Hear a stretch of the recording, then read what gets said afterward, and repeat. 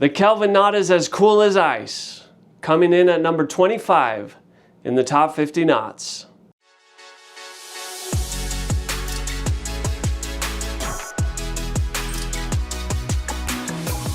Throw our picnic tie over your neck and make the blade longer than the tail. Make the neck loop by crossing the blade in front of the tail. Take the blade behind and in front of the tail.